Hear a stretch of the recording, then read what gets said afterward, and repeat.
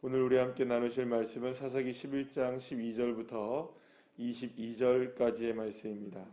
사사기 11장 12절부터 22절까지의 말씀입니다. 함께 합독하시겠습니다. 입다가 암몬 자손의 왕에게 사자들을 보내 이르되 내가 나와 무슨 상관이 있기에 내 땅을 치러 내게 왔느냐 하니 암몬 자손의 왕이 입다의 사자들에게 대답하되 이스라엘이 애굽에서 올라올 때에 아르논에서부터 야복과 요단까지 내 땅을 점령했기 때문이니 이제 그것을 평화롭게 돌려달라 하니라. 입다가 암몬 자손의 왕에게 다시 사자들을 보내 그에게 이르되 입다가 이같이 말하노라. 이스라엘이 모압 땅과 암몬 자손의 땅을 점령하지 아니하였느니라. 이스라엘이 애굽에서 올라올 때에 광야로 행하여 홍해에 이르고 가데스에 이르러서는 이스라엘이 사자들을 에돔 왕에게 보내어 이르기를 청하건대 나를 내 땅 가운데로 지나게 하라 하였으나 에돔 왕이 이를 듣지 아니하였고 또 그와 같이 세 사람을 모압 왕에게도 보냈으나 그도 허락하지 아니하므로 이스라엘이 가데스에 머물렀더니 그 후에 광야를 지나 에돔 땅과 모압 땅을 돌아서 모압 땅의 해 뜨는 쪽으로 들어가 아르논 쪽에서 진쳤고 아르논은 모압의 경계이므로 모압 지역 안에는 들어가지 아니하였으며 이스라엘이 헤스본 왕 곧 아모리 족속의 왕 시온에게 사자들을 보내어 그에게 이르되 청하건대 우리를 당신의 땅으로 지나 우리의 곳에 이르게 하라 하였으나 시온이 이스라엘을 믿지 아니하여 그의 지역으로 지나지 못하게 할 뿐 아니라 그의 모든 백성을 모아 라하스에 진치고 이스라엘을 치므로 이스라엘의 하나님 여호와께서 시온과 그의 모든 백성을 이스라엘의 손에 넘겨주심에 이스라엘이 그들을 쳐서 그 땅 주민 아모리 족속의 온 땅을 점령하되 아르논에서부터 약복까지와 광야에서부터 요단까지 아모리 족속의 온 지역을 점령하였느니라. 아멘. 할렐루야. 길르앗에 진을 치며 이스라엘을 공격하려 한 암몬에게 맞선 입다는 이 암몬에게 사자를 보내서 왜 도대체 이렇게 우리를 공격하려고 하느냐, 너랑 우리랑 무슨 상관이 있느냐 하면서 이제 철군을 요청하게 됩니다. 이제 돌아가라 이렇게 요청을 하게 되죠. 자, 그때 이제 암몬의 왕이 무슨 얘기를 하게 되냐면 출애굽 시절에 있었던 이야기를 꺼내게 됩니다. 출애굽을 해서 이제 이스라엘 백성들이 가나안을 들어오기까지 하면서 결국에는 이 땅 이제 그 땅들을 암몬 자기네 자손의 땅들을 점령했기 때문에 우리 땅 다시 돌려달라 뭐 이런 얘기를 하는 겁니다. 그래서 이제 그 요단 서편까지 전부 다 그쪽을 점령했으니까 그 요단강까지 있는 모든 것들을 다 우리에게 돌려달라 뭐 이런 얘기를 하게 되는 겁니다. 결국엔 이제 무슨 얘기를 하게 되는 거냐면 자신들이 뺏긴 땅을 돌려주지 않으면 우리가 복수를 하겠다 이렇게 얘기하는 겁니다. 여러분 그때 이게 지금 보게 되면 이제 복수를 하겠다는 건데 그게 복수가 지금 언제적 이야기입니까? 아주 오래전 이야기죠. 그러면 이것을 한번 우리가 생각해 봐야 됩니다. 왜 갑자기 왜 이렇게 암몬이 옛날 일을 꺼내면서 복수를 하려고 했을까? 그러니까 한번 생각해 보시면 지금 누가 그만큼 힘이 약하다는 걸까요? 이스라엘의 힘이 약해졌다는 것을 의미하겠죠. 그러면 이스라엘의 힘이 약해졌다는 것은 누가 또 반대로 강해졌다는 걸 의미할까요? 암몬이 강해졌다는 것을 의미하나 우리가 여기서 한번 잘 생각해 봐야 되는 건 뭐냐면 언제나 이스라엘의 힘은 누구에게로부터 나왔습니까? 하나님에게서부터 나왔죠. 그러니까 이스라엘이 약해졌다는 것은 누구의 역사가 이스라엘 안에서 약화되었다는 걸 의미할까요? 하나님의 역사하심이 약화되었다는 걸 의미합니다. 그러면 하나님이 약화된 겁니까? 이스라엘의 믿음이 약화된 걸까요? 하나님에 향한 이스라엘의 믿음이 연약해지면 이스라엘은 여지없이 약해지게 되어 있고 이스라엘이 약해지니까 그동안 하나님의 능력과 힘으로 누르고 있었던 거죠. 여전히 뿌리가 남아 있었죠. 왜냐하면 이스라엘 백성들이 완전히 진멸했습니까? 안 했습니까? 완전히 진멸을 못했단 말이에요. 안 했단 말이에요. 그러니까 여전히 스물스물 남아있었던 이 그 가나안 지역의 세력들의 모습들이 스물스물 올라오는 거예요. 예, 문제가 되면 이렇게 올라오는 거예요. 여러분들 한번 우리가 인생을 살다 보면, 우리가 이제 살아가다 보면요, 여러분, 굉장히 피곤함을 느낄 때가 있죠. 일을 많이 한다거나, 신경을 많이 써서 피곤하게 되면 꼭 아픈 부분이 아프죠. 예전부터 아픈 부분이 아파요. 예를 들어서 몸이 좋지 않은 상황을 딱 이렇게 감지하는 그런 것도 있습니다. 어떤 분들은 막 얼굴에 막 뾰루지가 나고, 그죠? 어떤 분들은 입술이 터지기도 하고, 막 이런 부분이 있습니까, 없습니까? 있어요. 얼굴에 막 뭐가 나면, 내가 피곤하구나. 약한 부분이 이렇게 드러나게 되는 거예요. 그러면 내가 지금 이제 너무 피곤하면 안 되겠는데? 이렇게 이제 생각이 되는 거죠. 그러니까 내가 연약한 부분들이 늘 거기서 이제 드러나게 되는 거예요. 하나님과의 관계 속에서 뭔가 이제 문제가 생기게 되면 내 연약한 부분이 계속해서 드러나는 거예요. 그러면 우리가 생각할 땐 그렇죠. 나는 별로 문제가 없는데 생각합니까? 안 합니까? 예, 문제가 없다고 생각할 수도 있어요. 그러니까 문제가 있다고 생각하면 감사한 건데 문제가 없다고 생각하면 오히려 뭐가 될까요? 오히려 그게 문제죠. 예, 그렇지 않을까요? 그러니까 우리가 문제가 있어서 내가 지금 뭔가 문제네 해서 그것을 바꾸려고 노력하고 이걸 개선시키려고 노력하면 문제는 해결되겠죠? 그래서 나는 문제가 없는데 왜 이러지? 하면 이제 문제가 더 심각해질 수 있는 겁니다. 그러니까 이스라엘 백성들이 지금 입다가 세워지면서 이 암몬과 대적을 하게 되고 다시금 이렇게 일어나기 직전까지의 모습은 결국에는 암몬이 이렇게 이스라엘을 향해서 공격을 하고 야, 내가 너를 복수할 거야. 빨리 땅을 내놔. 이렇게 지금 얘기하고 있는 그 자체가 지금 얼만큼 이스라엘의 영적인 상태가 하나님을 떠나 있고 하나님의 영향력이 약화되어 있다는 것을 누가 알고 있는 겁니까? 지금 암몬도 알고 있는 거고, 그죠? 그렇기 때문에 암몬이 이렇게 공격을 해오는 거예요. 자, 이제 흡사 이걸 우리가 어디서 이제 그 비유로 성경의 내용을 한번 생각해 볼 수 있냐면, 늘 이제 말씀드리는 한 가지 예가 뭐냐면 다윗의 예입니다. 다윗이 골리앗과 싸울 때 사울 왕은 믿음이 좋았나요? 믿음이 별로 아니었나요? 그러니까 좋은 것 같으나 아니었죠? 그렇잖아요. 그러니까 하나님을 예배하기도 했고 하나님을 향해 하기도 했는데 뭔가 이렇게 완벽하게 이스라엘 백성들이 믿음이 좋거나 이런 것도 아니었습니다. 왜냐하면 여전히 왕을 세워달라고 해서 왕이 세워졌고 자기가 왕이 됐는데 자기 마음대로 하려고 하는 이 사울 왕의 모습이 보입니까? 안 보입니까? 보이니까 여럿이 누가 쳐들어옵니까? 블레셋이 쳐들어오는 거예요. 근데 누구를 앞세워 쳐들어옵니까? 커다란 장수인 골리앗을 앞세워 쳐들어왔지만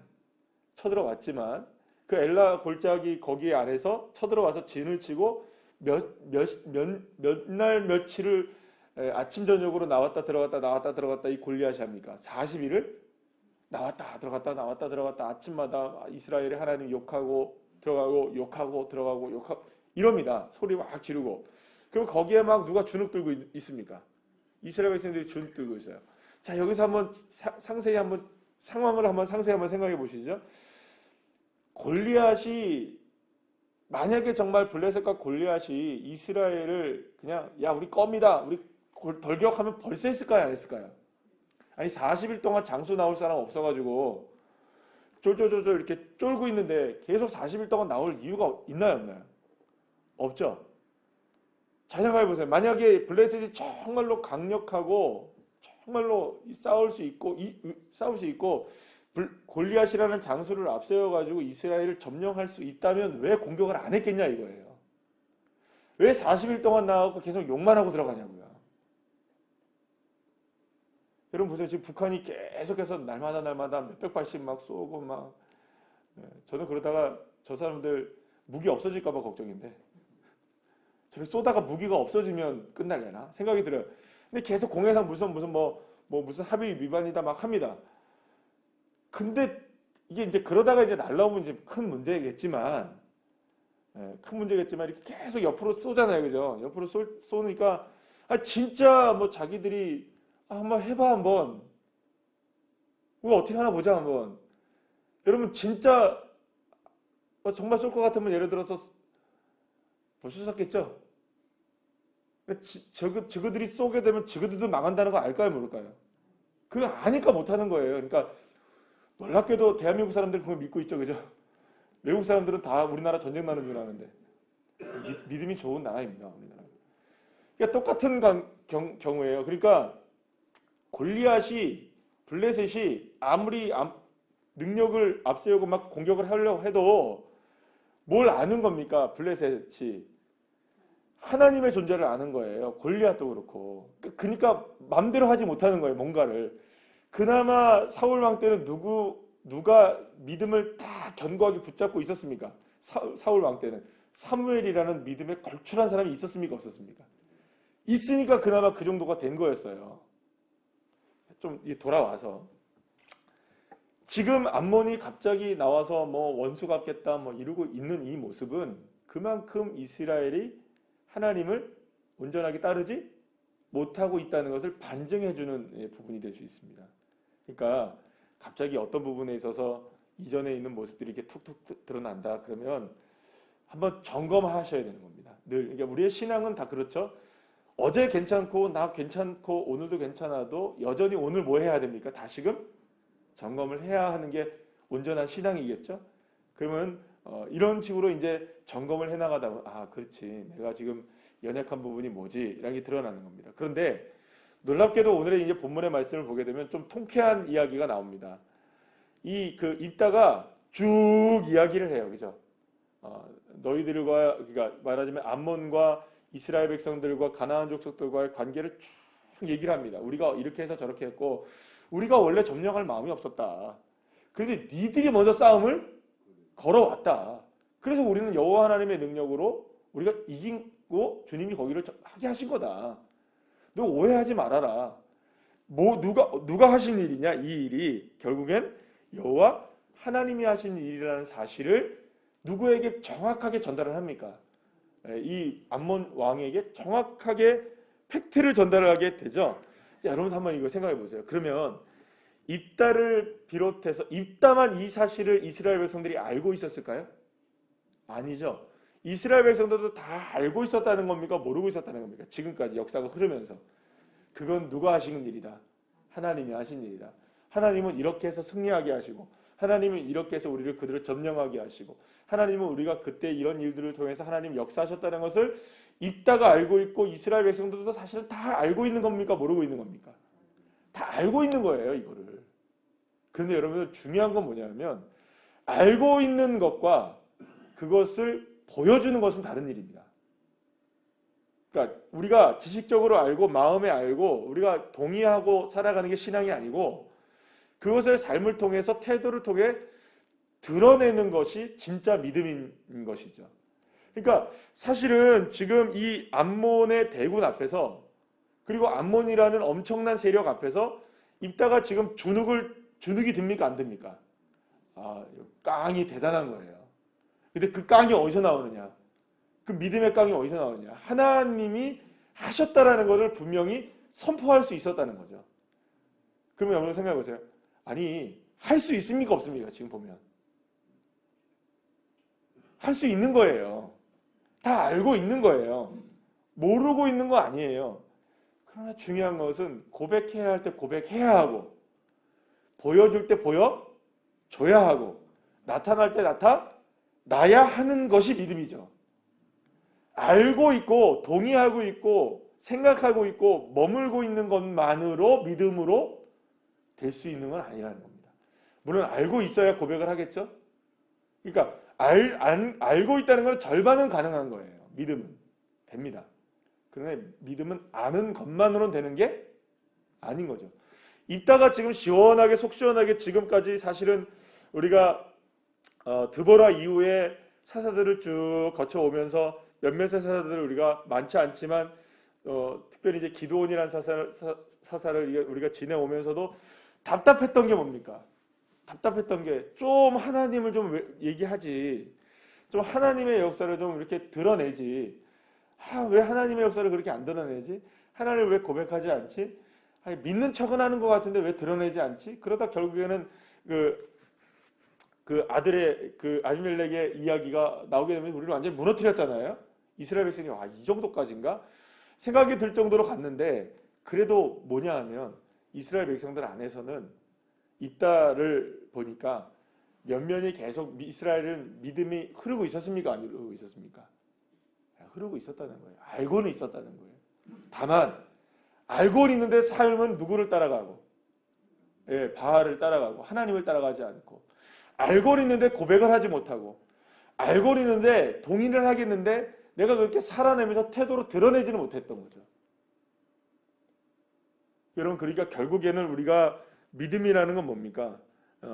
믿음이 없었던 것도 아니고 사실 다 알고 있었는데 믿음은 태도를 통해 드러내는 겁니다. 이게 태도가 나타나지 않으면 사실은 믿음이라고 할 수가 없는 것이죠. 그래서 뭐 야고보 선생님은 우리에게 사도는 말하기를, 우리가 여러분들 늘 얘기하는 것처럼 믿음이 행함이 없는 믿음 무슨 믿음이라고요?